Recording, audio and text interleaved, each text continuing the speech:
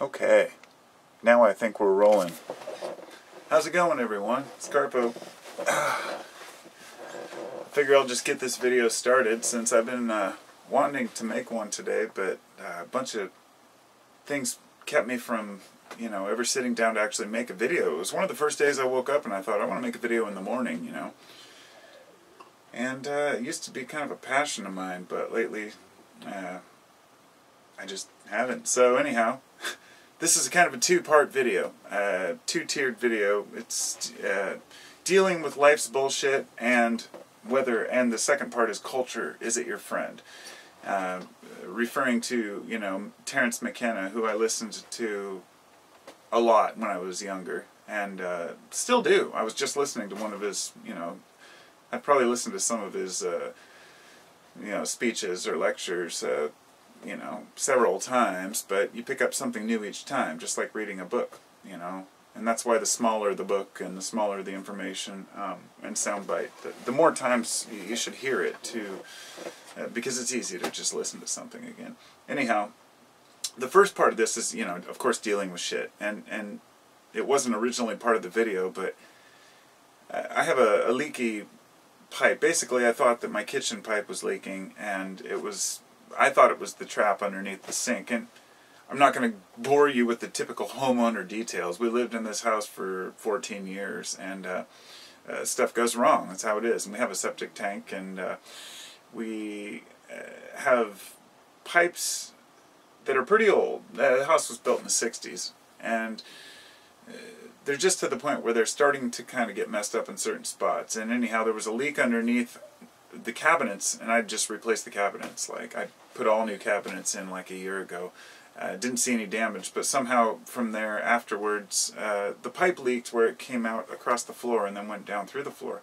There was a little like dime-sized hole in there where it was leaking out soapy water and just filling up basically under my cabinets running out of the house. So I knocked out the bottom of the cabinet, found out about it. I put it off by putting a bucket under there for like weeks. My wife just hated it. And I'm married.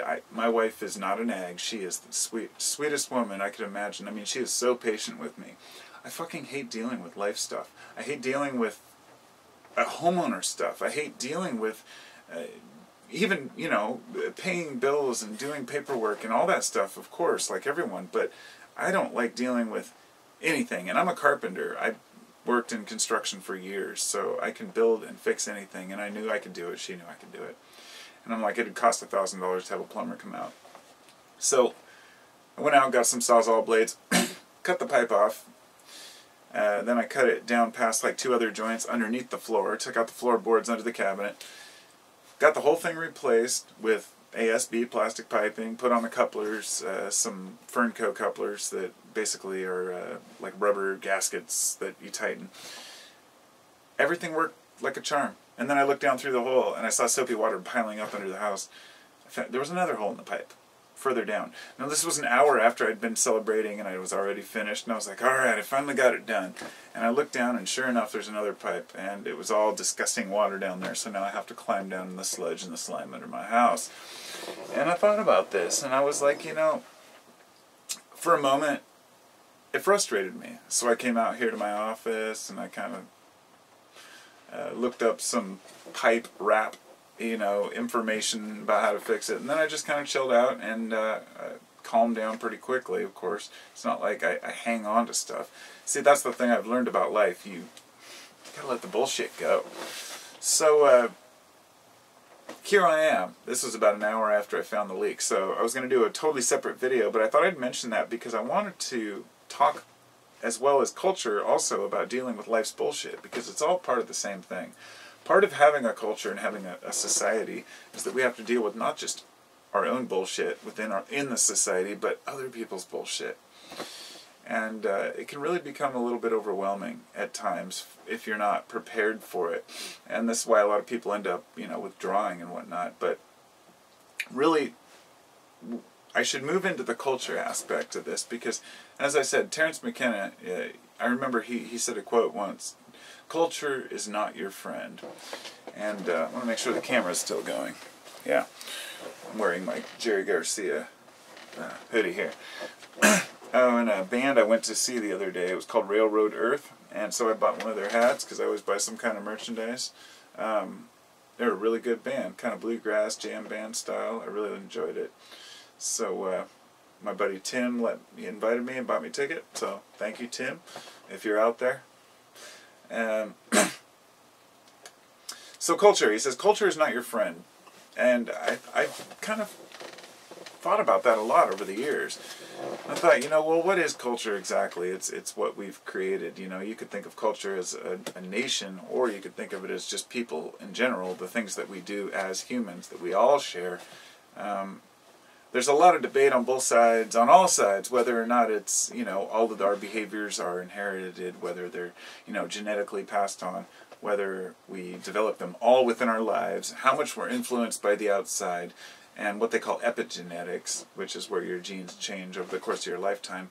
So having kids at different ages may produce different results, and they're existing, as a human being is a very complicated thing. The more we develop culture, the more complicated it becomes. And so, is culture your friend or your foe? And I would say it's both. We can utilize some aspects of it, and I'm going to try to go through some of those, at least some of the things that some of my defenses for culture, and also my disgust with culture, because I don't have a vested interest in supporting culture or not. I'm just part of it. And this culture that we have is what brought YouTube into existence, so I can sit and share this with you. So considering that aspect, is the individual smarter than the collective? Now, I believe in a collective consciousness. I believe that we may not all share the same individual ideas about life, but overall, if you grab a consensus view of people's feelings about life, you'll get a much better example of what it's like to be human than if you ask any one individual human. And, there's so many different ways. It's funny, I took a couple notes here. I wrote, and I can't even figure out how to piece them together because culture is so complicated. Like, nothing is shocking, let's put it that way. We live in a culture right now where we're afraid to even say certain words, where people are actually, where I can actually see why liberal has become a bad word. And social justice warrior, that whole thing that just came out of the last 5 years where all of a sudden liberals were the enemy. It's just ridiculous, the battle between left and right. And so people get caught up in this political divide, and they see people on one hand who are completely arrogant and assholes, beyond conservative. We're talking people who care about nothing but their own, their own selves, but at the same time they have the right to feel that way because they're individuals. But we could also say you're part of a community, that you are part of a nation, and if you want to be part of that nation, part of that is sharing with the community and being part of the community. We can go off and live in the woods if we choose, but if you want to be part of a society, there are rules to that society, and those are the rules that we all choose to abide by.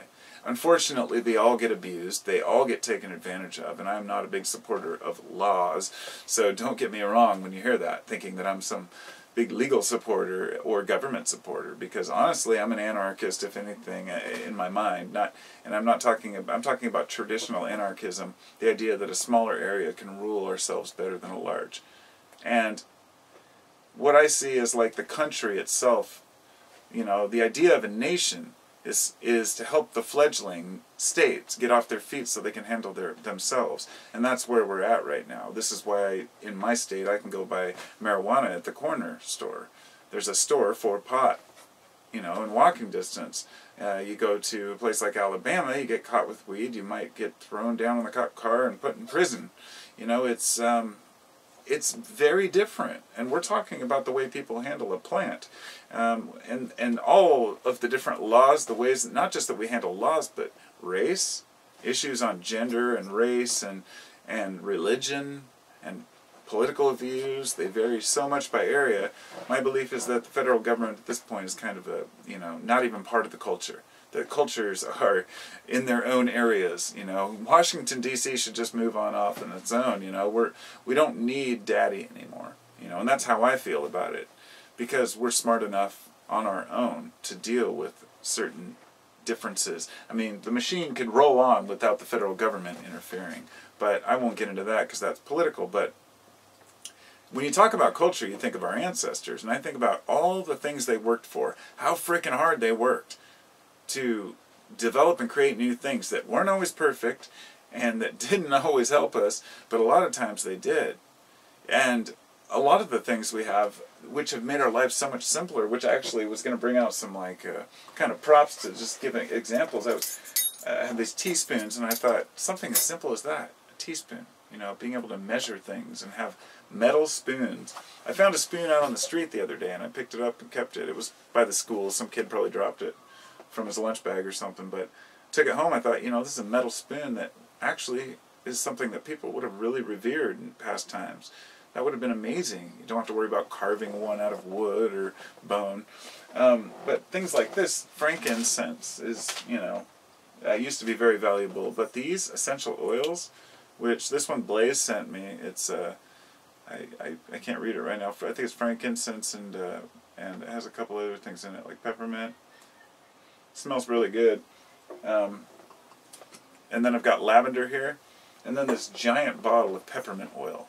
And, you know, I use Melaleuca as well, and I use it to kill mold, I use it for wounds and cuts and scrapes, I use it for spraying my plants for bugs, all kinds of things, and I don't take it for granted. I realize this is an essential oil. Essential oils are considered like one of the most revered things in nature, and at one time they cost more than gold, but now, since we can make things in mass, our culture has decided that they're just not that, they couldn't be that useful. You know, if they're that cheap, they couldn't be useful. We have this idea that the amount of money something costs somehow correlates to its value. And that is a complete fallacy. It's total bullshit. Coming from that reality, we're never going to, you know, I'm grateful that it is that way, because that allows me to go down and buy a bottle of lavender for like $8 and, you know, instantly helps with bee stings and all different types of things. I mean, I love essential oils, but it's not just that. That was like one example of the countless things I could name, the herbs that I have available at my disposal that if I choose to consume, you know, I can. And I can order some online.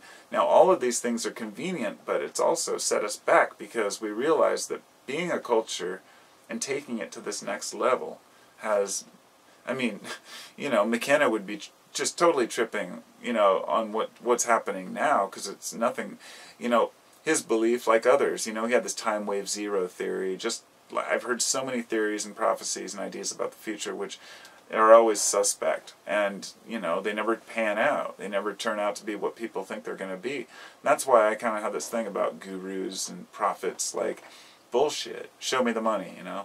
I keep seeing these commercials on YouTube. Since I don't have ad block on one of my devices, when I cast it to the TV, it's like this guy, what is it, Sadhguru, S-A-D-H Guru, and it's commercials for him when he's coming to town, and that you can go see him live. And, you know, I remember people asking me, what do you think about that guy? I think he's totally full of shit. That's what I think. I think he's full of shit like most of the gurus are, and that's why I would never want to be. It's the same reason I would never want to be famous for giving people answers. It's something, you know, I'd love to help people live better lives. I'd love to help share what I've learned with people, but I would never be so arrogant to say, this is the path. You know, you must follow this path, and this is the best path to get you to your enlightenment. It's complete bullshit. Enlightenment is bullshit if a person's telling you they're going to give it to you, or show you some path for, you know, ridiculous amounts of money that people charge for their seminars. I mean, if you have, like, you know, a lot of these guys, you know, they're like $600 seats for like front seating, and, like, you know, they're making money off of this. Sure, there's nothing wrong with making money, because money is energy, but you can tell. You just have to use your own best judgment. Anyhow, you know, you'll hear a lot of folks who claim they want to help humanity, but then they want to sell their book, you know. Which, I even wrote a book called, The Truth of Life, What Can We Know? And I published it on Kindle years ago. I think it was like $3 or $3.33 or something, but I didn't do it to sell it as much as just to put it out there. I thought it'd be great to be able to write books and write information and share them with people, and I'm writing one right now too that I'm going to turn into a video instead. It's going to be kind of like a documentary thing, if I can get around to doing it. But, you know, I don't know, I don't expect to make huge amounts of money off these things, you know. Some people just think when they take on this certain status, it's just ridiculous. It's ridiculous. But my point there, kind of going off track, was that that's what culture's brought us. That's where it's put us. It's put us at the mercy of believing other humans. And we have to believe other people. We have to trust one another. We have to trust that the guy who's going to repair my shoes, or the person who's selling me whatever product I'm buying, is selling me a good product or is a good repairman. You know, the same reason I don't call a plumber and I fix my own stuff. I'm wary of trusting people. And, you know, that's because I've been ripped off before, and a lot of people have. So, I don't know, there's, I guess my favorite, the way I live my life is to take all information in, to listen to everyone, to try to understand all parts of the culture I live in, regardless of whether we like it or not. And not buy into the fancy terms, people who are telling you they have quantum pendants or quantum healing or any of this crap, to not get sucked into the religions promising you everlasting peace after you die, to not get sucked into the political divide where everybody wants to tell you that one side or the other is always right, because the collective is always wiser than the individual. But really to realize that we're all after novelty. We're all after, not knowledge itself, but the wisdom to be able to use knowledge in our lives in a constructive way, where we can help ourselves and others around us. Some people, they get kind of caught up in loops of depression, and they get caught up in loops of anxiety, and I have moments, but I never let it carry on from days and days, you know. I've had some hard times like everyone else, but I'm not the kind of person who is going to sit and take it out on others around me, or go trolling on the internet, or, you know, go out and harass somebody, or beat on my family or wife or anyone like that. That's the worst thing, is people who abuse others physically or mentally. You know, they're disgusting people. They can't handle their own lives, so, you know, they take it out on other people. So that sucks for them and for the others around them, but I won't put up with it, and hopefully you won't either. If you see that happening, you know, realize that in order to have a successful culture, and one that we all can respect, because the culture is going to be here whether we believe it or not. And maybe I'm using the wrong term. For anyone out there who's thinking, oh, well, he's talking about culture, he's thinking it all wrong, you know, it's not culture. Well, everybody, in my opinion, who grows up in an environment, they're cultured to that environment. So call it what you want, but you know what I mean. And there is a certain culture that I'm a member of, like the Grateful Dead culture was a big thing for me when I was younger. Going out and touring to shows. I hitchhiked barefoot once to California. That was a big thing for me when I was like 16, you know, 17. I really enjoyed the festival scene and going out and seeing things, going out and meeting people. But at the same time, I have to, you know, do things my own way and be able to live as an individual, you know, and kind of withdraw sometimes. Like I have, now that I'm 42 and I have a family, I don't go out as often, but I still go to concerts and I still have fun, you know. But the truth is, maybe looking back, just thinking of being a kid seems more fun, like we did more stuff. I go to far more concerts now as an adult than I ever did as a kid. So I guess that kind of puts it in perspective. Maybe being a kid wasn't that great. I didn't have enough money to do anything I wanted, and the motivation to do it. But, you know, I think the good things about group culture, and what culture has brought us that we like, is art, music. Art and music are wonderful. Gatherings of people, the ability to gather a bunch of people in one spot to have like a play, or go see a movie, whatever it might be. Documentaries, which can help us understand the world around us. Imagine being able to sit down and watch a show that tells you everything about an island without going there. You're not going to know as much as if you went there, but you'll have more actual information about that island. You'd probably enjoy being on the island more, but you know what I'm saying. You know, and especially it's brought us books, you know, to read, language, and expression. The ability for me to express myself to you, and you to express yourself to me, and for us to be human in this crazy fucked up world. Pardon my language.